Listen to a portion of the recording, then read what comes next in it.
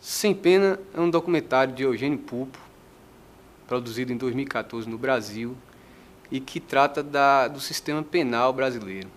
Entre outras coisas, o documentário Sem Pena demole um lugar comum, divulgado principalmente pela mídia no Brasil, que o Brasil é o país da impunidade. O Brasil, na verdade, conforme pesquisas do próprio Estado, né, segundo as estatísticas oficiais, é um dos 4 países do mundo que mais encarcera gente. Sem Pena é um documentário que ajuda a gente a entender que esse discurso da penalização, do encarceramento em massa, ele tem um sentido de, muitas vezes, aprisionar gente pobre, miserável, que, historicamente, no Brasil, é vista como um estorvo, como um incômodo. Uma outra questão também que Sem Pena levanta é a respeito da morosidade da justiça no Brasil. Há uma passagem, inclusive, uma das primeiras entrevistas que aparece no documentário, trata de um sujeito que é preso, né, de uma mulher, na verdade, que foi presa e que, enfim, consegue o habeas corpus, mas parece que por uma falta de comunicação entre setores da justiça, ela é considerada foragida quando ela tinha garantido o habeas corpus. Isso acontece geralmente com as pessoas que dependem enfim, de advogados que não são constituídos, não têm condições de bancar um advogado, e o filme ele explora bem essa e outras situações.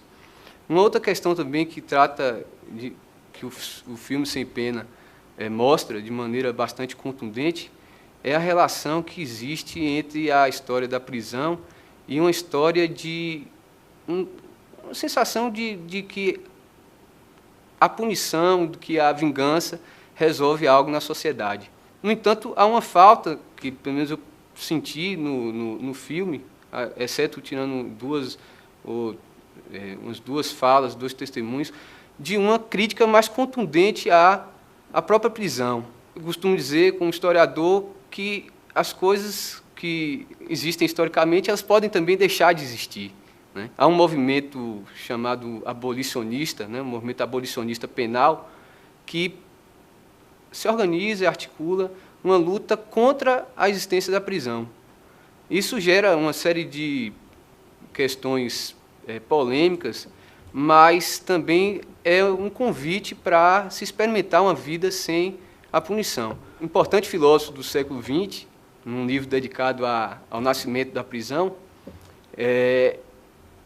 chega à conclusão de que 200 anos de prisões, que esse sistema penitenciário moderno, ele surge mais ou menos ali na época da Revolução Francesa, e esse filósofo ele chama a atenção que 200 anos de prisões não resolveu o problema da delinquência. Pelo contrário, a prisão ela serve como um mecanismo de produção de delinquência, produção do indivíduo criminoso.